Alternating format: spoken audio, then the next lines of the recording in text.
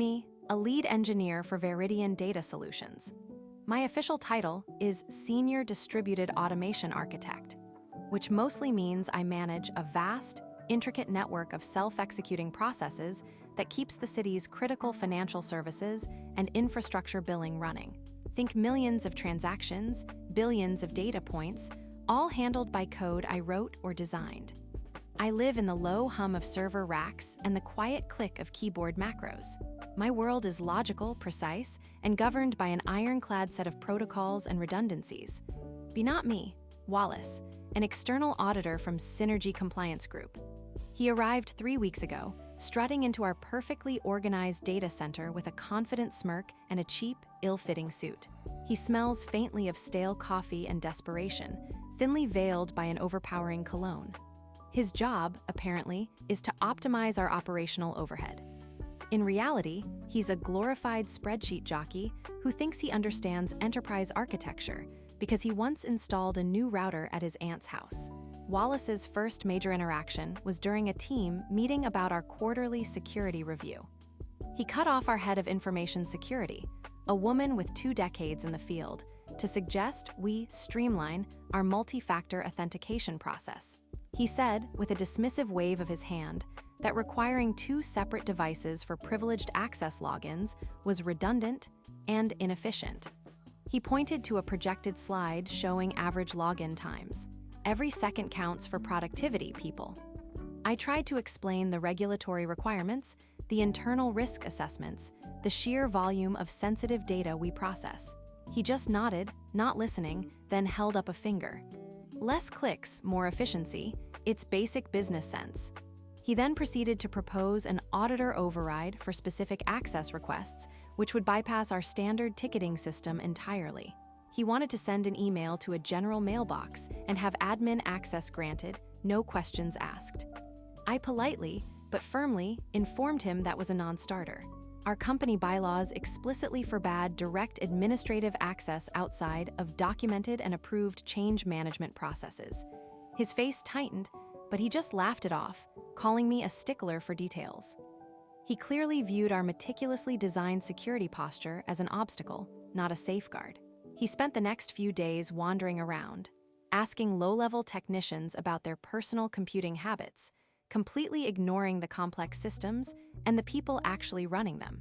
He'd hover over a junior developer's shoulder, offering unsolicited advice about their screen resolution or keyboard shortcuts, completely oblivious to the lines of critical infrastructure code they were debugging. A week later, Wallace escalated. He cornered me in the break room, a half-eaten granola bar in hand. "Listen, architect," he began, chewing loudly.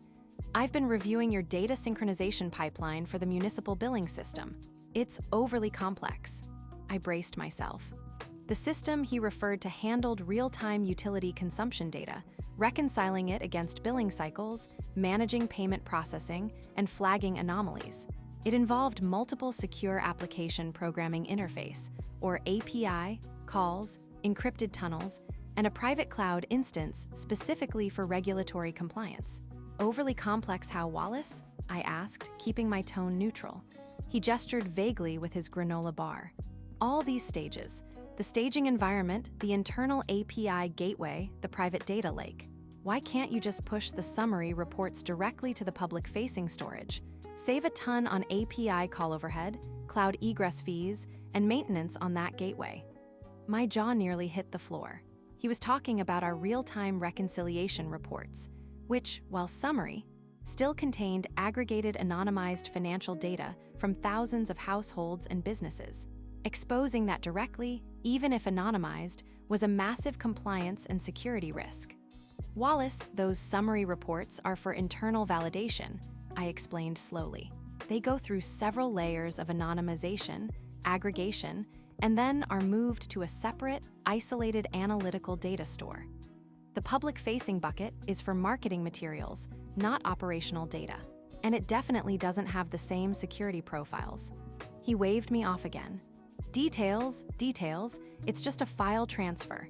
A direct push to the blob storage would cut your latency by at least 50 milliseconds. Think of the savings."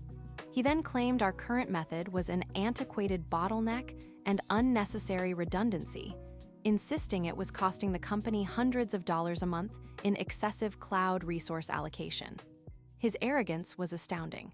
He sent an email shortly after, copying my director and his own, formally requesting the implementation of a direct cloud storage push mechanism for all non-sensitive summary reports, citing efficiency gains.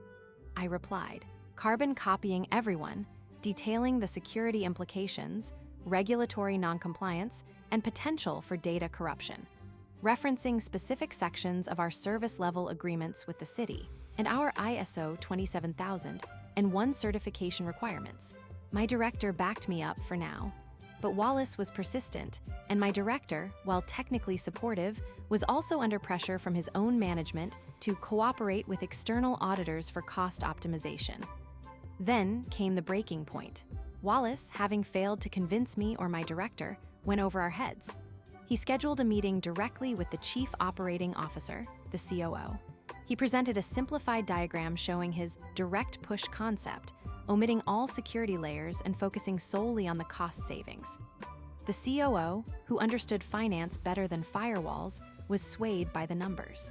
He told my director to find a way to make it work, and for me to facilitate the auditor's request where possible. Wallace sent another email, CCing everyone, including the COO. He stated, in no uncertain terms, that the new optimized data transfer method was to be implemented. He specifically demanded admin privileges for a designated auditor test account to bypass the existing API gateway and firewall rules for proof of concept validation. He wanted to personally initiate the push to what he mistakenly believed was a test bucket in our production environment. The email was terse, almost a directive. He stated he needed direct write access to the Veridian Public Archive bucket for a one-time validation transfer. I stared at the email, my blood running cold. The Veridian Public Archive bucket was where we stored publicly available PDF reports, marketing images, and non-sensitive corporate communications. It was secured, but its security profile was drastically different from our internal data stores. It was also managed by a completely separate team with different access controls. Granting Wallace admin privileges on a production environment, letting him bypass our standard processes to push any data to any bucket, was a recipe for disaster. This was no longer about cost savings. This was about an arrogant fool with an inflated sense of authority about to single-handedly burn down our data integrity. Wallace then walked over to my desk, a triumphant smirk on his face. Looks like we're moving forward, architect. Just need those credentials for the auditor test account and full write permissions to the public archive. I'll take it from here, he winked. Don't worry, I'm a quick study. He fully expected me to be defeated, to hand over the keys to the kingdom. He thought he had won. This was the moment my master plan began. I looked at Wallace, my face expressionless. Of course, Wallace, I said, my voice betraying nothing. Just to confirm, you require direct write access to the production Veridian Public Archive bucket, bypassing our staging environment using the auditor test account Synergy Audit -1, which you will personally operate? My eyes were dead calm. He puffed out his chest. That's correct. Need to show the COO some real results. And you understand that this process bypasses all established change management protocols, including code review, security audits, and deployment approvals. I continued, already mentally drafting the email. Yes, architect, it's a proof of concept, fast track, management approved it. He seemed annoyed by my questions. Excellent, I replied, a chilling smile playing on my lips. I will prepare the necessary permissions and documentation. For the next 3 days, I went into read-only mode, mentally. Every interaction with Wallace was met with compliant professionalism. Every request, no matter how ridiculous, was meticulously documented. My actual work shifted entirely to setting the trap. First, I emailed my director, the COO, and our head of legal, reiterating Wallace's explicit demands in excruciating detail, citing company bylaws regarding unauthorized production access, Section 4.32, our Employee Handbook's Incident Reporting Policy, page 17, paragraph C, and the auditor's contract liability clauses, Addendum B, Section 2.1. I emphasized that due to the COO's direct instruction, I was proceeding, but with extreme caution and full documentation. I created the Synergy Audit-1 account exactly as Wallace requested. I ensured it had only the specific write permissions he asked for, only to the Veridian Public Archive bucket, and only for the specific IP address range of his audit workstation. No more, no less. Critically, I then enabled verbose logging on that specific bucket and account, capturing every single action, every file transfer, every modification with nanosecond precision. I set up real-time alerts for any activity from that account to my personal, secure work channel, bypassing the usual team alert systems. My personal project server was now a dedicated spy satellite. I also meticulously reviewed Wallace's initial email and his verbal confirmations. He specified summary reports.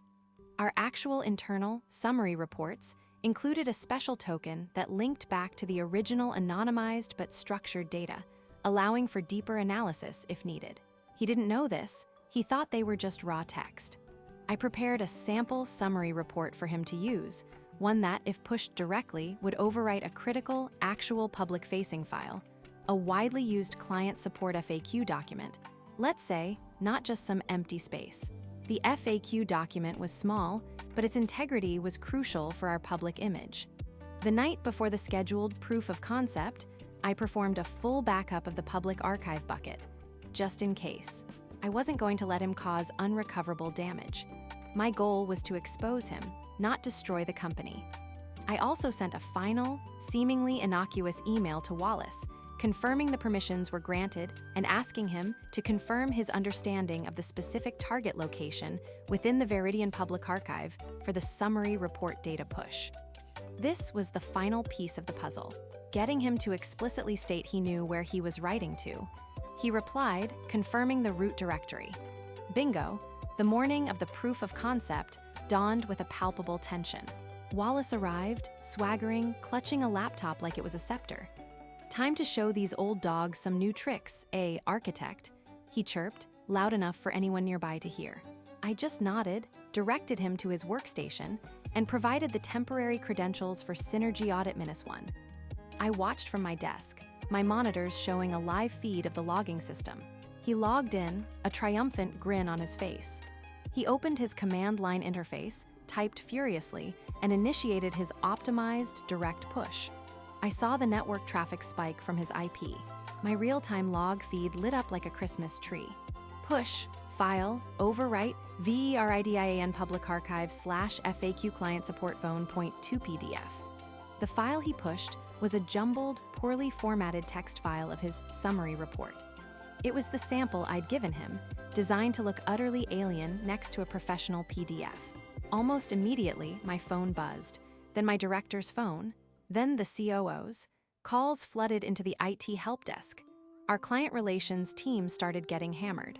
The city's main portal, which embedded our FAQ document, was now displaying garbled nonsense where critical support information should be. Wallace looked up, beaming. Success! See, architect, no complicated API. No expensive gateway, straight to the source. Just then, my director, red-faced, stormed over, followed closely by the COO, whose face was a thundercloud. Wallace, what have you done? The COO roared, pointing at his tablet which showed the corrupted FAQ. Our public-facing support document is trashed. We're getting bombarded with complaints. Wallace, still oblivious, stammered, what? No, I just pushed a summary report to the public archive. Like we discussed, it's an optimization. He looked at me as if expecting me to defend him. I calmly stood up. Wallace, I said, my voice cutting through the panic, you explicitly requested direct write access to the Veridian Public Archive bucket. You confirmed you understood the target location. You then initiated an overwrite of FAQ client support phone.2 PDF with your summary report file. He turned to me, his face starting to pale.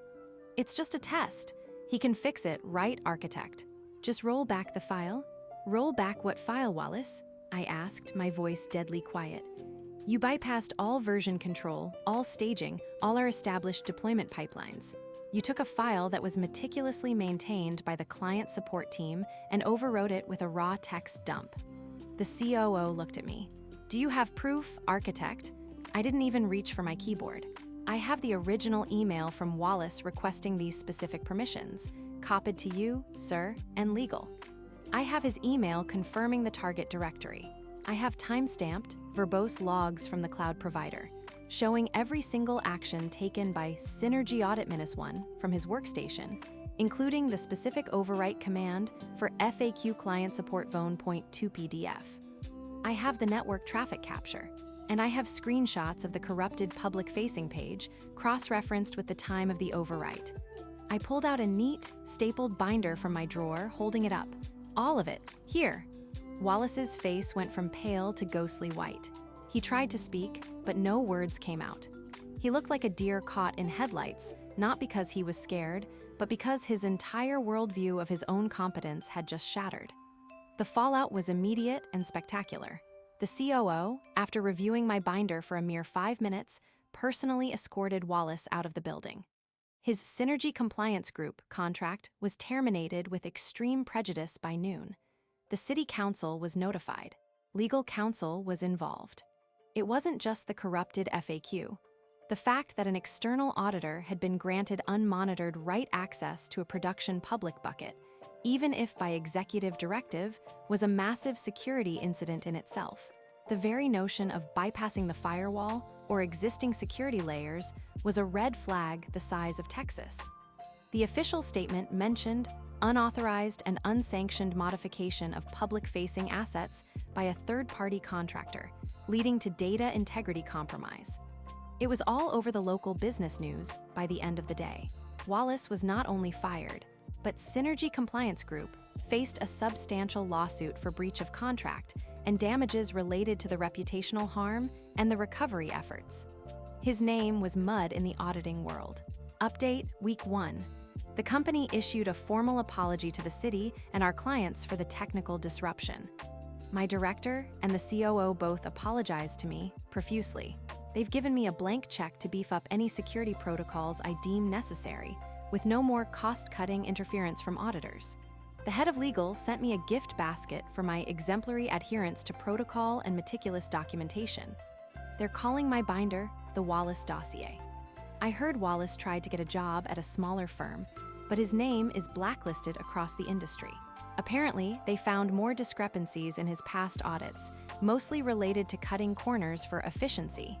Update, Month 1. The lawsuit against Synergy Compliance Group settled. Veridian got a substantial payout, enough to fund a major upgrade to our cloud security architecture, which I'm now personally overseeing. Wallace's personal liability was also established, and he's now facing individual professional disbarment, and a significant portion of the settlement amount is coming out of his personal assets. I saw a picture of him online delivering pizza. He looked utterly defeated. The arrogance was gone, replaced by a dull, vacant stare. The smell of stale coffee and desperation still emanated from the photo somehow. Update, 6 months. I received an anonymous email this morning. It contained a link to a very niche online forum for disgraced IT professionals. The subject line was "Former Auditor Seeks Remote Data Entry Work. Any leads appreciated." The profile picture was a blurry, poorly lit selfie of Wallace, looking much older and considerably less confident. He listed his key skills as organizational optimization and efficiency gains. I just closed the tab. Some people just never learn.